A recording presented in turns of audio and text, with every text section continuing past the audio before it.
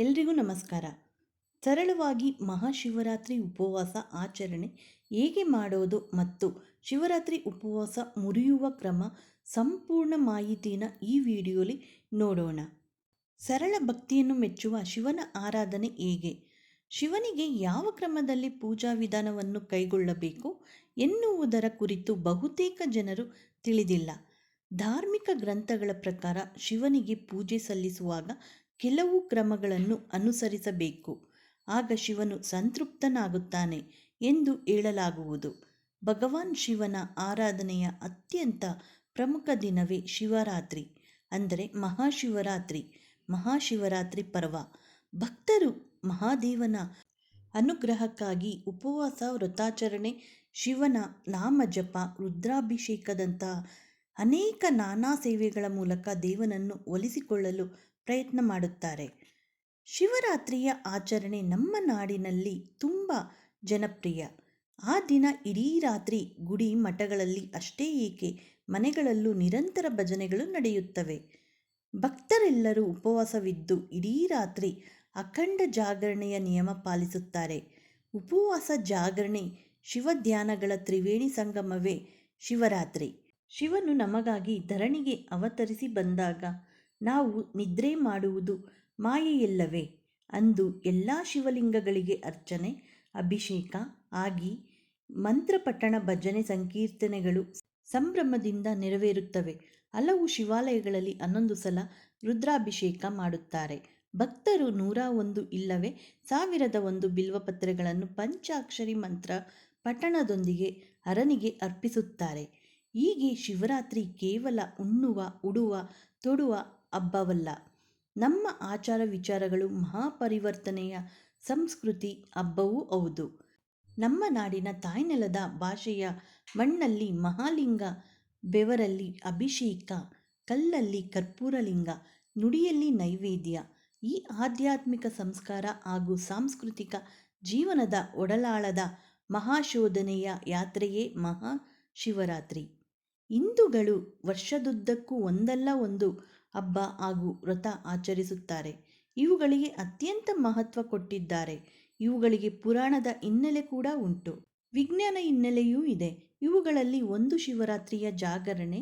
ಆ ದಿನ ಶಿವನು ಲೋಕ ಕಲ್ಯಾಣಕ್ಕಾಗಿ ವಿಷವನ್ನು ಅಪೋಷಣ ಮಾಡಿದ ದಿನ. ಹಿಂದೆ ದೇವಾಸುರರು ಅಮೃತ ಪಡೆಯಲು ಕ್ಷೀರಸಾಗರ ಮಂಥನಕ್ಕೆ ಮುಂದಾದರು. ಮಂದರ ಪರ್ವತ ಕಡೆಗೋಲಾಯಿತು, ವಾಸುಕಿ ಅಗ್ಗವಾಯಿತು. ಮಥನ ಕಾರ್ಯ ರಭಸವಾಗಿ ನಡೆದಾಗ ಸರ್ಪವಾದ ವಾಸುಕಿಯ ಬಾಯಿಯಿಂದ ವಿಷಜ್ವಾಲೆ ಹೊರಬಂದು ಕ್ಷೀರಸಾಗರವನ್ನು ವ್ಯಾಪಿಸಿತು. ಅದರ ಬಾಧೆಗೆ ಎಲ್ಲರೂ ಓಡಿ ಹೋದಾಗ ಶಿವನು ತನ್ನ ಅಂಗೈಯಲ್ಲಿ ವಿಷವನ್ನು ಶೇಖರಿಸಿ ಕುಡಿದನು. ಕೂಡಲೇ ಪಾರ್ವತೀದೇವಿ ಶಿವನ ಕಂಠ ಒತ್ತಿ ಹಿಡಿಯಲು ವಿಷವು ಅಲ್ಲಿಯೇ ನಿಂತಿತ್ತಂತೆ. ಅಲ್ಲಿಂದ ಶಿವನು ವಿಷಕಂಠ ಅಥವಾ ನೀಲಕಂಠ ಎನಿಸಿದನು. ಆ ದಿನವೇ ಮಾಘ ಕೃಷ್ಣ ಚತುರ್ದಶಿ. ಅಂದಿನಿಂದ ಪ್ರತಿ ವರ್ಷ ಶಿವರಾತ್ರಿಯ ಆಚರಣೆ ಪ್ರಾರಂಭವಾಯಿತು. ಇನ್ನು ಆ ದಿನ ನಡೆಯುವ ಜಾಗರಣೆ, ಇದರಲ್ಲಿ ವಿಜ್ಞಾನವಿದೆ. ವಿಷವನ್ನು ಕುಡಿದರೆ ಅಥವಾ ವಿಷಜಂತುಗಳು ಕಚ್ಚಿದರೆ 24 ಗಂಟೆ ಅವರನ್ನು ನಿದ್ರಿಸಲು ಬಿಡುವುದಿಲ್ಲ. ಈ ಕಾರಣಕ್ಕೆ ವಿಷವು ದೇಹದಾದ್ಯಂತ ವ್ಯಾಪಿಸಬಾರದು ಎಂದು. ನಿದ್ರಿಸಿದರೆ ವಿಷ ವ್ಯಾಪಿಸಿ ರೋಗಿಯ ಸ್ಥಿತಿ ಚಿಂತಾಜನಕ ಆಗುತ್ತದೆ. ವಿಷ ಶರೀರದಲ್ಲಿ ತಾಪ ಹೆಚ್ಚು ಮಾಡುವುದರಿಂದ ಅದರ ಶಮನಕ್ಕಾಗಿ ಎಳನೀರು, ಹಣ್ಣುಗಳನ್ನು ಪಾನಕ ಕೊಡುತ್ತಾರೆ. ಲೋಕ ಕಲ್ಯಾಣಕ್ಕಾಗಿ ನಂಜುಂಡನನ್ನು ಸ್ಮರಿಸಿ ಸ್ತುತಿಸುವ ಆ ದಿನವೇ ಶಿವರಾತ್ರಿ. ಬಿಲ್ವದ ಎಲೆ ಹೃದಯವನ್ನು ಹೋಲುತ್ತದೆ ಮತ್ತು ಲಿಂಗ ಪರಮಾತ್ಮನ ಪ್ರತೀಕ. ಆದ್ದರಿಂದ ಇವೆರಡರ ಜೊತೆಗೂಡಿಕೆ ಆತ್ಮ ಪರಮಾತ್ಮಗಳ ಮಿಲನ. ರಾತ್ರಿಯು ಅಜ್ಞಾನದ ಸಂಕೇತ ಮತ್ತು ಆ ವೇಳೆಯಲ್ಲಿ ನಿದ್ರೆ ಮಾಡದೆ ಎಚ್ಚರವಾಗಿರುವುದು ತಿಳುವಳಿಕೆಯ ಕಡೆಗೆ ಹೋಗುತ್ತಿರುವ ಸಂಕೇತ.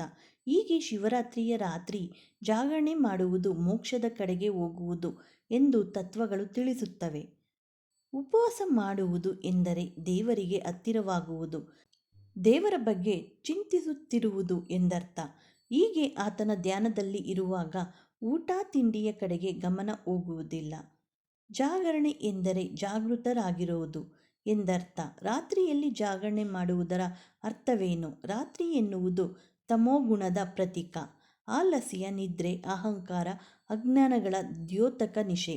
ಆ ಸಮಯದಲ್ಲಿ ಜಾಗೃತರಾಗಿರಬೇಕು ಎಂದರೆ ಅವುಗಳಿಂದ ಜಾಗೃತರಾಗಿರಬೇಕು ಎಂದರ್ಥ. ಹಾಗೆ ಜಾಗೃತರಾಗಿರುವುದಕ್ಕೆ ನಮಗೆ ಸಹಾಯವನ್ನು ಮಾಡುವವನು ದೇವರು. ಆ ದೇವರನ್ನು ಸ್ಮರಿಸುತ್ತಾ ಈ ತಮೋಗುಣಗಳಿಂದ ಜಾಗೃತರಾಗಿರಬೇಕು ಎನ್ನುವುದರ ಪ್ರತೀಕ ಶಿವರಾತ್ರಿಯ ಜಾಗರಣೆ. ಸಕಲ ಲೋಕಕ್ಕೂ ದೇವನಾದ ಶಿವನನ್ನು ಧ್ಯಾನಿಸಿ ಪೂಜೆ ಮಾಡುವ ಹಬ್ಬವೇ ಮಹಾಶಿವರಾತ್ರಿ ಹಬ್ಬ. ಸರಳ ಹಾಗೂ ಶುದ್ಧ ಭಕ್ತಿಯನ್ನು ಬಯಸುವ ಶಿವನ ನಾಮವನ್ನು ಜಪಿಸುತ್ತಾ ಜಾಗರಣೆ ಮಾಡುವ ಪವಿತ್ರ ದಿನ. ಈ ವಿಶೇಷ ಹಬ್ಬದಂದು ಭಕ್ತರು ಶಿವನಿಗೆ ಹಾಲಿನ ಅಭಿಷೇಕ, ಹಣ್ಣುಗಳ ನೈವೇದ್ಯ ಹಾಗೂ ಶಿವನಿಗೆ ಮೀಸಲಾದ ಮಂತ್ರಗಳನ್ನು ಜಪಿಸುತ್ತಾ ಪೂಜೆ ಮಾಡುತ್ತಾರೆ. ಅದೇ ಶಿವನಿಗೆ ಯಾವ ಕ್ರಮದಲ್ಲಿ ಪೂಜಾ ವಿಧಾನವನ್ನು ಕೈಗೊಳ್ಳಬೇಕು ಎನ್ನುವುದರ ಕುರಿತು ಬಹುತೇಕ ಜನರು ತಿಳಿದಿಲ್ಲ.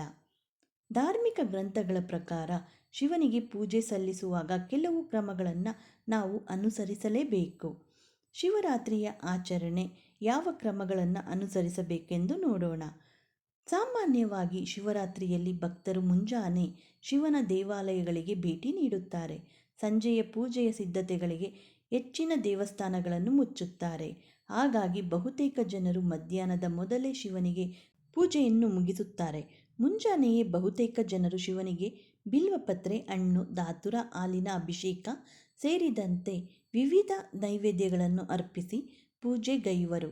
ಕೆಲವರು ಕೇವಲ ನೀರು ಮತ್ತು ಹಣ್ಣುಗಳನ್ನು ಸ್ವೀಕರಿಸಿ ದಿನವಿಡೀ ಶಿವನ ಆರಾಧನೆ ಮತ್ತು ಧ್ಯಾನವನ್ನು ಮಾಡುವರು. ಉಪವಾಸ ಕ್ರಮ ಹೀಗಿದೆ. ಕೆಲವರು ಶಿವನ ಧ್ಯಾನ ಮಾಡುತ್ತಾ ಕಟ್ಟುನಿಟ್ಟಾದ ಉಪವಾಸ ಕ್ರಮವನ್ನು ಅನುಸರಿಸುವರು. ಶಿವನ ನಾಮ ಜಪ ಮಾಡಿ ಉಪವಾಸ ಮತ್ತು ಜಾಗರಣೆ ಮಾಡಿದ ನಂತರ ಮರುದಿನ ಅನ್ನ ಮತ್ತು ಮೇಲೊಗರಗಳನ್ನು ಒಳಗೊಂಡಿರುವ ಆಹಾರ ಪದಾರ್ಥಗಳನ್ನು ದೇವರ ನೈವೇದ್ಯಕ್ಕೆ ಇಡುತ್ತಾರೆ. ಈ ಅರ್ಪಣೆಯ ನಂತರವೇ ಕುಟುಂಬದ ಸದಸ್ಯರು ಆಹಾರವನ್ನು ಸ್ವೀಕರಿಸುವರು. ಈ ರೀತಿಯ ಪೂಜಾ ವಿಧಿ ಹಾಗೂ ಆಚರಣೆಯನ್ನು ಭಾರತೀಯರು ಸಾಮಾನ್ಯವಾಗಿ ಆಚರಿಸುತ್ತಾರೆ. ಧಾರ್ಮಿಕ ಗ್ರಂಥಗಳಲ್ಲಿ ಶಿವನಿಗೆ ಯಾವ ರೀತಿಯಲ್ಲಿ ಪೂಜೆಯನ್ನು ಮಾಡಬೇಕು ಎಂದು ಉಲ್ಲೇಖಿಸಿದೆ ಎಂದು ನೋಡೋಣ. ಮಹಾಶಿವರಾತ್ರಿಯ ಉಪವಾಸಕ್ಕೆ ಒಂದು ದಿನ ಮೊದಲು ಒಂದೇ ಊಟವನ್ನು ಮಾಡಬೇಕು. ಶಿವರಾತ್ರಿಯ ದಿನ ಉಪವಾಸ ಕೈಗೊಳ್ಳುವಾಗ ಯಾವುದೇ ಅಜೀರ್ಣಕಾರಿಯಾದ ಆಹಾರವನ್ನು ಸೇವಿಸಬಾರದು. ಉಪವಾಸ ಕ್ರಮವನ್ನು ಯಾವುದೇ ಕಾರಣಕ್ಕೂ ತಪ್ಪುವುದಿಲ್ಲ ಎನ್ನುವುದನ್ನು ಖಚಿತಪಡಿಸಿಕೊಳ್ಳಬೇಕು. ಶಿವರಾತ್ರಿಯ ದಿನ ಮುಂಜಾನೆ ಬೇಗ ಎದ್ದು ಕಪ್ಪು ಎಳ್ಳನ್ನು ಸೇರಿಸುವ ನೀರಿನಲ್ಲಿ ಸ್ನಾನ ಮಾಡಬೇಕು. ಈ ಪವಿತ್ರ ನೀರಿನಲ್ಲಿ ಸ್ನಾನ ಮಾಡುವುದರಿಂದ ದೇಹ ಮಾತ್ರವಲ್ಲದೆ ಆತ್ಮವೂ ಶುದ್ಧಿಯಾಗುವುದು ಎಂದು ನಂಬಲಾಗಿದೆ. ಅನುಕೂಲ ಇರುವವರು ಗಂಗಾ ಸ್ನಾನವನ್ನು ಸಹ ಕೈಗೊಳ್ಳಬಹುದು. ಇದು ಅತ್ಯಂತ ಪವಿತ್ರವಾದದ್ದು ಎಂದು ನಂಬಲಾಗಿದೆ. ಹಾಗೆ ಸಂಕಲ್ಪವನ್ನು ಕೈಗೊಳ್ಳಬೇಕು. ಸ್ನಾನ ಮಾಡಿದ ಬಳಿಕ ದೇವರ ಮುಂದೆ ಕುಳಿತು ಈ ದಿನ ಪೂರ್ತಿ ಉಪವಾಸವನ್ನು ಕೈಗೊಳ್ಳುತ್ತೇನೆ, ಮರುದಿನ ವಿಧಿವಿಧಾನಗಳ ಮೂಲಕ ಉಪವಾಸವನ್ನು ಮುರಿಯುತ್ತೇನೆ ಎಂದು ಸಂಕಲ್ಪ ಕೈಗೊಳ್ಳಬೇಕು. ಸಂಕಲ್ಪದ ಸಮಯದಲ್ಲಿ ಭಕ್ತರು ಉಪವಾಸದ ಉದ್ದಕ್ಕೂ ಸ್ವನಿರ್ಣಯವನ್ನು ಕೈಗೊಳ್ಳುವುದಾಗಿ ಪ್ರತಿಜ್ಞೆ ಮಾಡಬೇಕು. ಉಪವಾಸದ ಉದ್ದಕ್ಕೂ ಯಾವುದೇ ಹಸ್ತಕ್ಷೇಪ ಅಥವಾ ಮಾತುಗಳಿಂದ ಉಪವಾಸ ಕ್ರಮವನ್ನು ಮುರಿಯಬಾರದು. ಯಾವುದೇ ಅಡ್ಡಿ ಆತಂಕಗಳು ಎದುರಾದರೂ ಉಪವಾಸ ಕ್ರಮವನ್ನು ಕೈಬಿಡದೆ ಪೂರ್ಣಗೊಳಿಸಬೇಕು. ಆಗಲೇ ಶಿವನು ಸಂತುಷ್ಟನಾಗಿ ಆಶೀರ್ವದಿಸುವನು. ಉಪವಾಸದಲ್ಲಿ ಆಹಾರ ಹೀಗಿರಲಿ. ಉಪವಾಸ ಕೈಗೊಂಡಿರುವಾಗ ಭಕ್ತರು ಎಲ್ಲ ರೀತಿಯ ಆಹಾರಗಳನ್ನು ತ್ಯಜಿಸಬೇಕು. ಉಪವಾಸ ಎಂದರೆ ಪದೇ ಪದೇ ನೀರನ್ನು ಸಹ ಕುಡಿಯಬಾರದು. ಹಗಲಿನಲ್ಲಿ ಕೇವಲ ಹಣ್ಣುಗಳು ಮತ್ತು ಹಾಲನ್ನು ಸೇವಿಸಲು ಸೂಚಿಸಲಾಗುತ್ತದೆ.